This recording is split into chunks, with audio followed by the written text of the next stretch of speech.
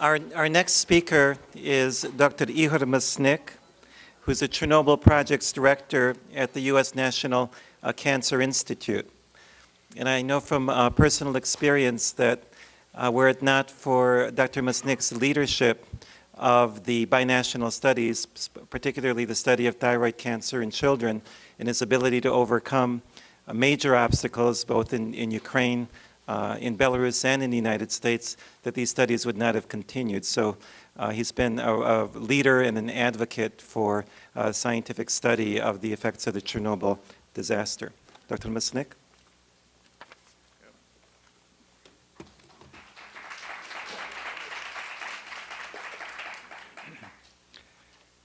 Good morning, ladies and gentlemen. In 20 years, much has been written about the aftermath of the accident at the Chernobyl nuclear power plant. Many studies were carried out. The early orientation and concern of the USSR authorities were with the issues of nuclear power and the station operations.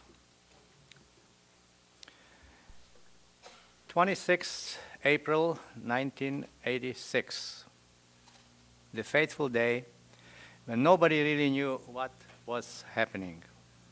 The first reports about possible nuclear explosion were aired by a Swedish monitoring station, followed later by Soviet acknowledgement that the accident did occur at the Chernobyl nuclear power plant. The offers of assistance from the United States agencies were ignored and refused by the Soviet government. In January 1987, the President Reagan suggested cooperation in the field of civilian nuclear safety, and there was no reaction until December 1988, when finally Secretary Gorbachev agreed with his proposals. Documents were signed to assess the radiologic consequences of the accident and to evaluate the protective measures. Committees were formed, meetings were held, negotiations followed.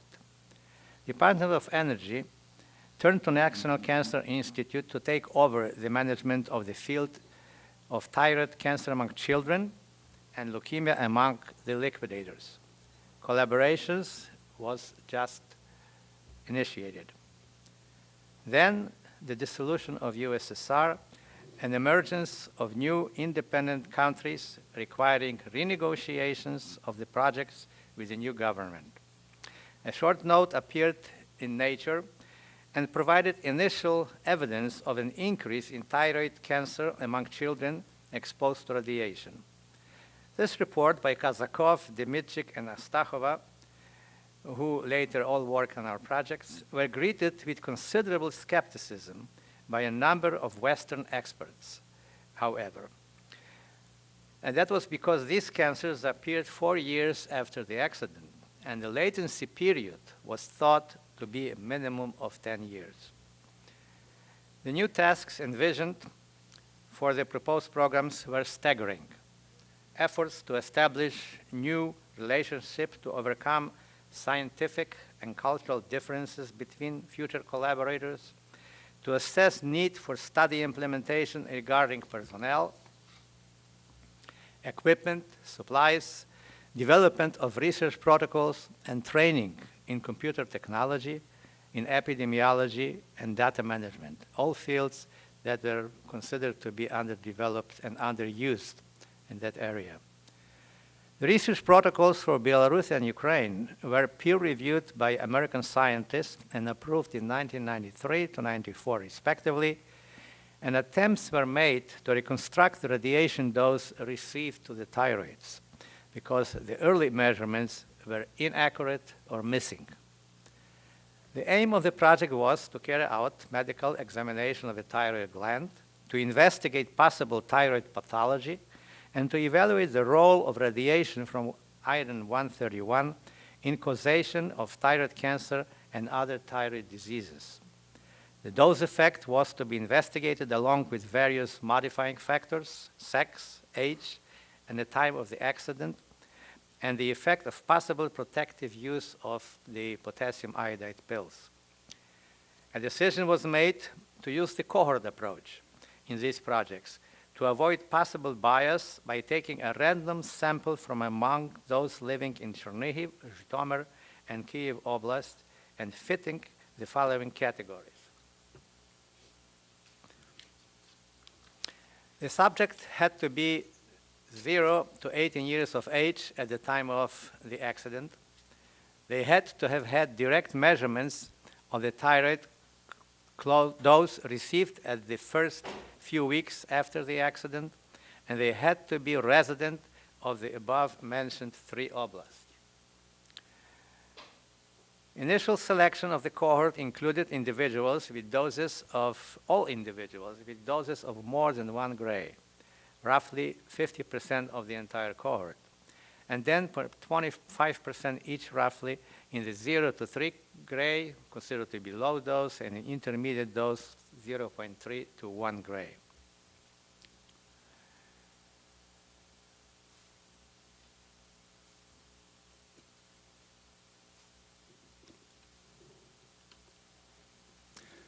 Having problems.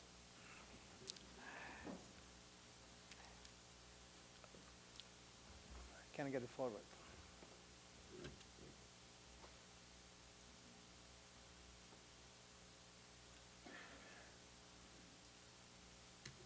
Thank you. Note the distribution of the doses with a large tail on the right side indicating that really it was not uniform across all the dose range, and most of the cases that joined our study were in the low dose. Calculations indicated that the cohort of 12,000 would satisfy the requirement for statistical power. The Ukrainian project started with 13,243 participants with the following composition. Residence-wise, 53% were from Chernihiv Oblast, 27% from Zhytomyr, and 19% from Kyiv City and Kyiv Oblast. Gender-wise, they were about equally divided between boys and girls, and for these examinations, the people under 4, from 4 to 14 were about equally split, and then smaller group under age 15. For 3 examination cycles, the compliance was maintained at a remarkable 90% plus. The original funding for equipment and supplies was provided by the US Nuclear Regulatory Commission with donation of $1 million. The Department of Energy developed agreements with Belarus and Ukraine authorities to provide financial support for the local technical personnel working on the projects because their regular salaries were inadequate, and there were early defections to other jobs after having received training, especially in computer work. The old medical system inherited by the new countries differed from that of the USA. Mutual education process took time. It required unforced participation on both sides of the ocean, leading to development of collegiate management style. Politics, diplomacy, personal attitude played important roles in establishing good working relationship and effective interaction on an international level. Even though the projects were carried out in Ukraine and Belarus, all American requirements for human research had to be maintained and honored. All of the participants were fully informed about their procedures offered. All were given their initial results upon completion of their examination, and all had to sign informed consent document before starting the examination. All subjects were to be examined every other year, 1/2 on alternate years. There was a stationary examination center in Kyiv and several mobile teams that covered outlying locations with greater concentrations of the subject. This map indicates the spread of individual locations from where the people were coming to our studies, again showing some of the difficulties in getting such people into basically 3 centers. 1/3 of all examinations were performed by the stationary center in Kyiv, and 2/3 by mobile teams going out into these areas. The examinations consisted of registration, ultrasound scanning, and palpation by an ultrasonographer, and independently a clinical exam and palpation by an endocrinologist. The blood and urine were collected for analysis of thyroid hormones and urinary iodine, and all were interviewed by dosimetrists to establish their thyroid dose. Questions relating to their residence, relocation, their nutritional intake, and lifestyle during the post-accident period. Mothers were responding for their children who were under 10 years of age at the time of the accident because their recollection, those of the children, was very poor. Fine needle aspirations were recommended when indicated to evaluate suspicious notes. 11 to 12 years have gone by before the projects were finally implemented in spring of '98 in Ukraine. Problems continued with no-shows on actual refusals to participate in the project. The project staff turned to the local public health staff with requests for their assistance in reaching cohort members, in scheduling suitable dates, and even in organizing special pickups from a little bit more remote areas. And eventually, modest remuneration was offered for lost time and travel to the sites for the participants. This last measure contributed tremendously to interest in attending the screening. In 1999, NCI took over exclusive management of the projects while continuing to co-fund these activities with the Department of Energy. Chornobyl unit was reorganized and assigned to the Division of Epidemiology with more intense oversight in epidemiology and statistics. New advisory committees were formed, binational advisory group from extramural scientists, and Chernobyl oversight panel from the intramural scientists. Abbreviations were very warmly greeted as BAGS and COPS. The modern concept of milestones was introduced. Milestones are administrative targets established to track the progress of work. They represent the work contemplated in the research protocol, the steps to be taken to accomplish these tasks. They are defined in advance for each time period, reflecting the pace of work or need for modification due to unforeseen difficulties. Some milestones were generally met. Organization, management, administration were handled satisfactorily, as was the formation of the adequate study cohort. Others were beyond control of the research team. Loss of trained personnel, delays in delivery of equipment, of reagents, unresponsiveness of potential cohort members, continued relocation of study participants with no forwarding address, and occasionally temporary absenteeism due to higher educational requirements, military duty, or even incarceration. After 2 years of active screening, the results of the first cycle in Ukraine yielded 45 new diagnosed thyroid cancers, which were confirmed by international review boards. In normal situation, the incidence of thyroid cancer is about 1 per million. Gender-wise, there were 30 females and 15 males. Most cancers were papillary, with only 2 follicular. A history of thyroid goiter seemed to be double the risks of cancer, but this was not statistically significant and did not extend to goiters among the relatives. Urinary iodine levels showed that association with thyroid cancer showed no association with thyroid cancer risk. A strong positive and approximately linear relationship was noted between the thyroid dose and subsequent risk of thyroid cancer, which essentially could not be due to chance, because this was a cohort with identical operation, either the cases or the normal study patients. The second examination cycle, 4 years later, yielded 28 more thyroid cancers, and the third cycle, 10. The fourth and the last cycle probably is currently underway. Obviously, the first finding was prevalence of the thyroid cancers, reflecting to some extent the input of screening and the accumulation of previously developed thyroid cancers. The next two screenings, however, showed the new developed thyroid cancers in the time that we are screening them. The fourth cycle is being watched closely. One of the interesting subjects in health of children affected by radiation is the in utero exposure to radiation. A case control study was undertaken in 2003 of children who were in utero at the time of accident or during the 2 months following that period, and whose mothers had thyroid activity measured. This group consisted of about 1,411 women.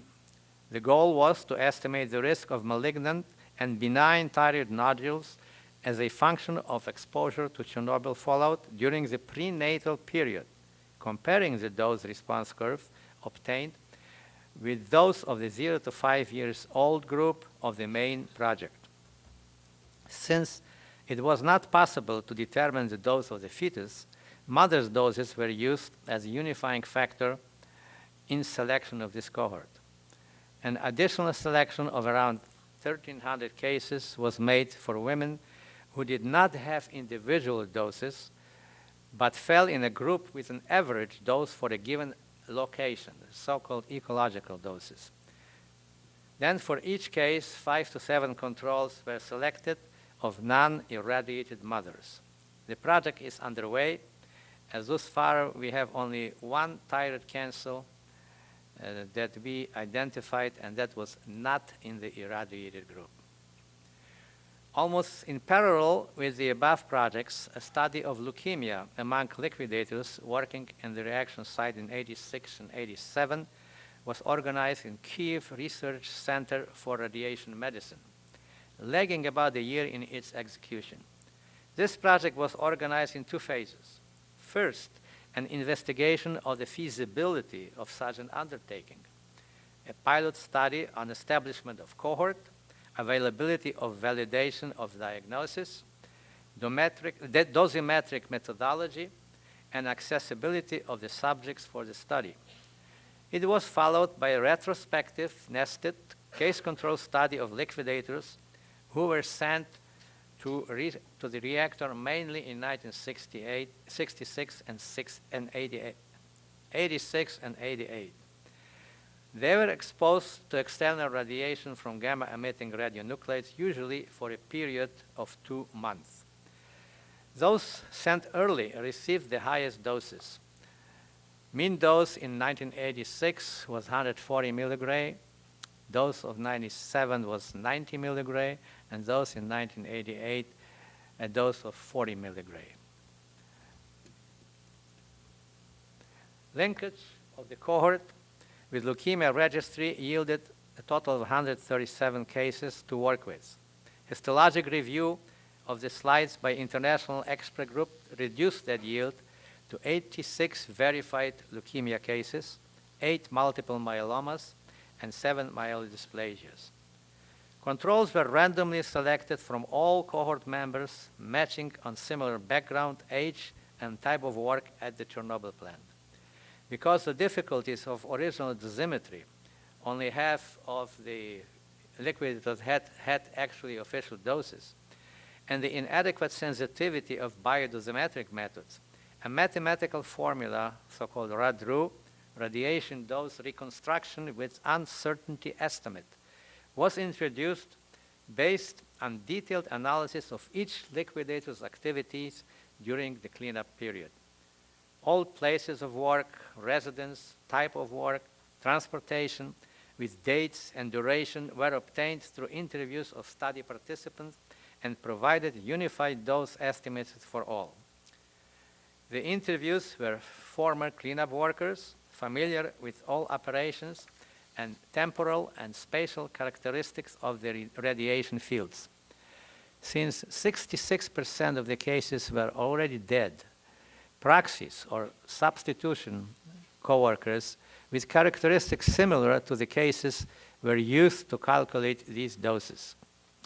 A dose-response relationship was apparent for all leukemias and an increased risk for chronic lymphocytic leukemia, CLL, usually associated with older age and considered to be non-radiogenic. This is a surprising finding and needs further elaboration. The mean dose of these cases was 136 milligray, roughly double that of the controls.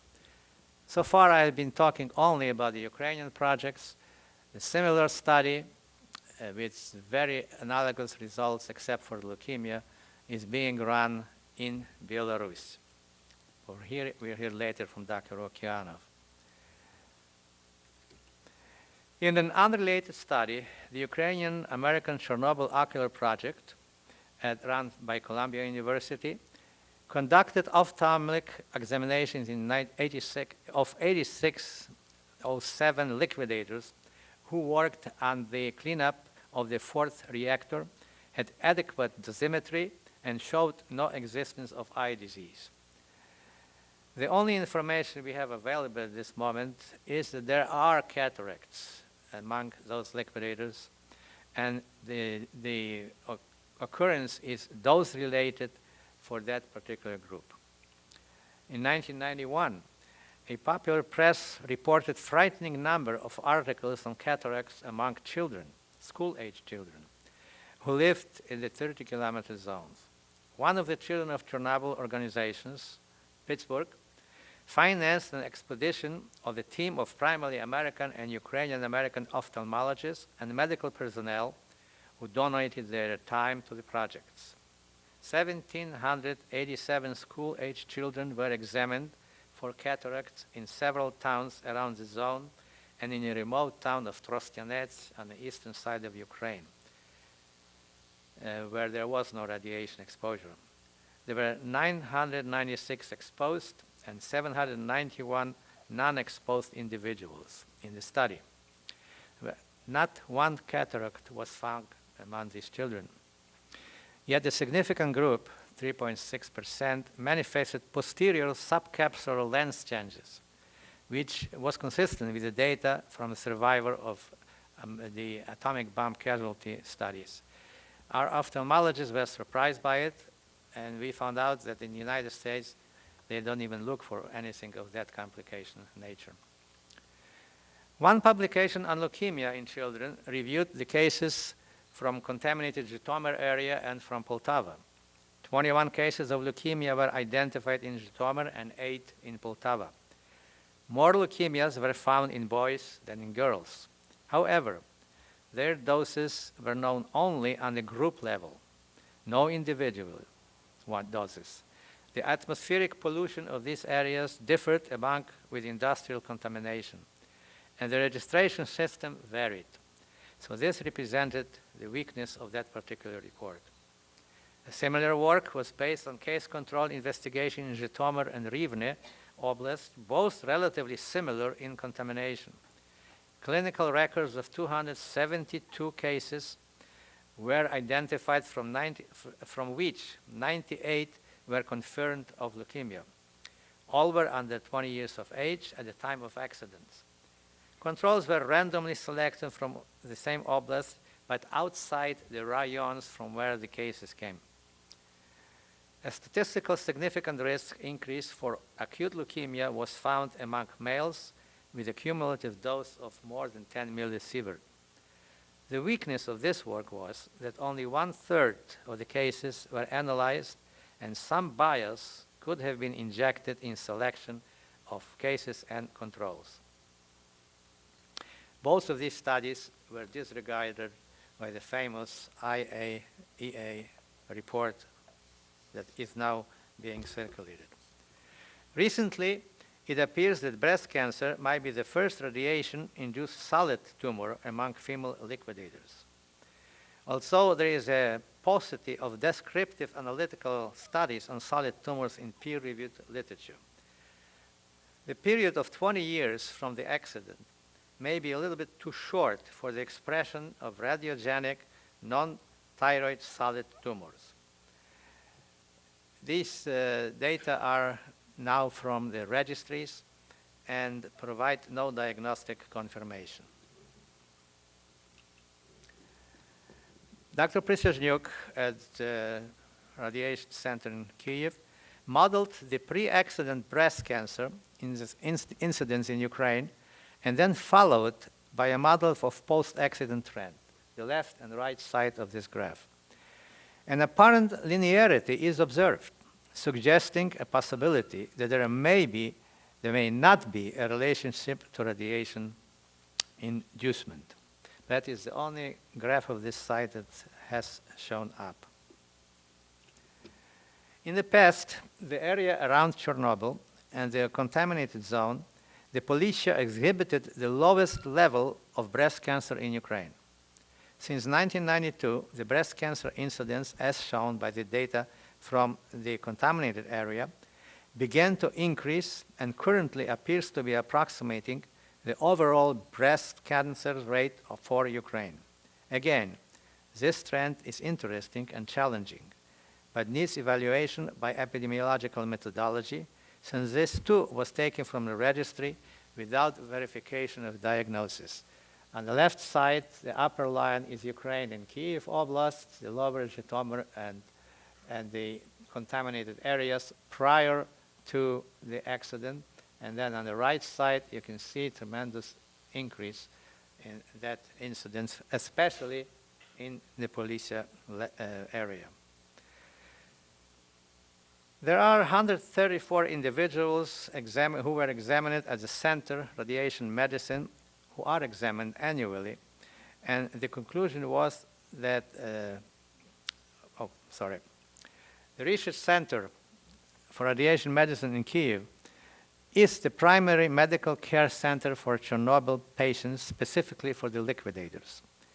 They have a record of 237 patients with suspected acute syndrome of radiation disease, from which 134 cases were actually clinically verified, all of them liquidators. During the period of 81 to 2002, there were 23 deaths in this group, 7 from oncogenic hemolytic cases, 7 from heart attacks, 5 from neurological diseases, and 4 from miscellaneous traumas.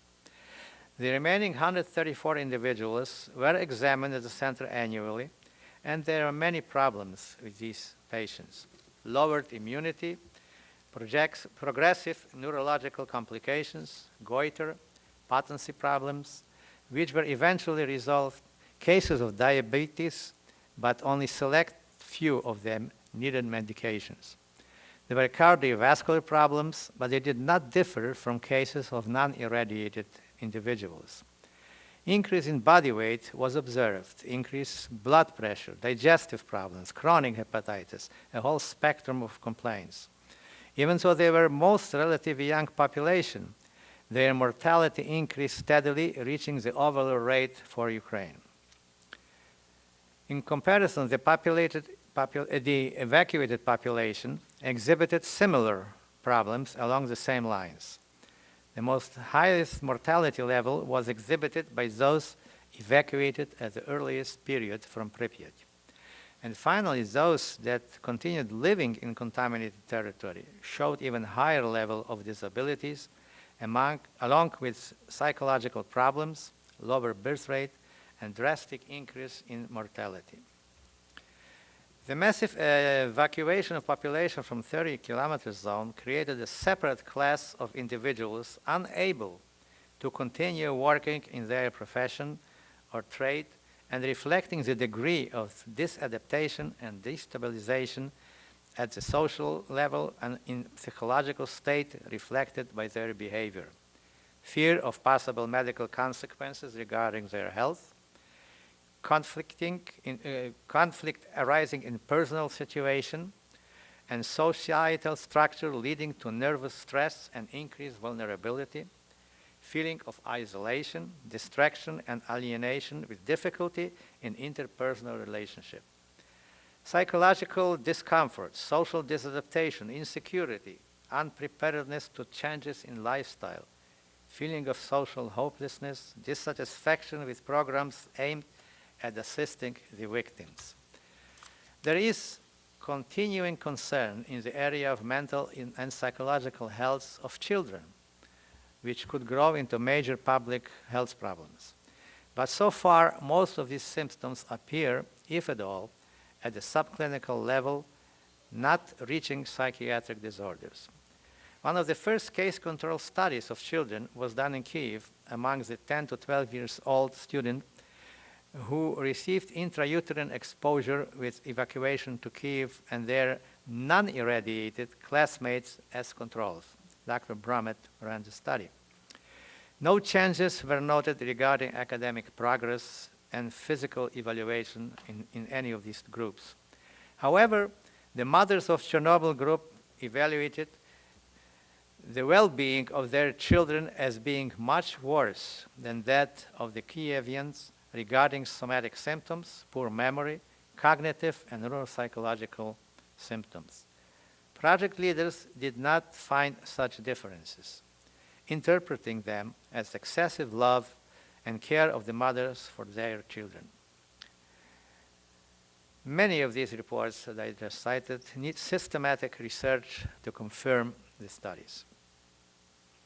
Now, last year, IAEA and WHO combined their talents, convened several think tank sessions of experts on the current outlook of the Chernobyl after effects, and concluded that predictions made in 1986 of the catastrophic casualties expected were way off, with one exception, that of the thyroid cancer among children.